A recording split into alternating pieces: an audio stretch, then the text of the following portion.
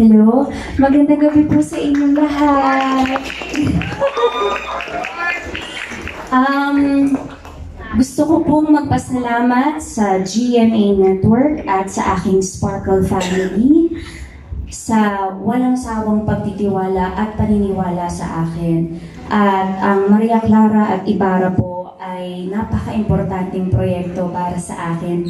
Marami po akong natutunan sa show na ito. Sa aking pamilya, sa aking mama, sa aking daddy, sa aking ate, na walang sawang nagmamahal at sumusuporta sa akin sa lahat ng proyektong ginagawa ko at sa aking karera. Maraming salamat. At higit sa lahat po sa ating mga dalub-guro na bumubuo ng Nawag Pasado. Happy Silver Anniversary po at maraming salamat dahil ngayon, isa po kayo sa patuloy na tumutupad ng aking pangarap kung bakit ako naging isang aktres. Ayun ay para sa mga pagkilalang ganito. Kaya maraming salamat po. Magandang gabi po.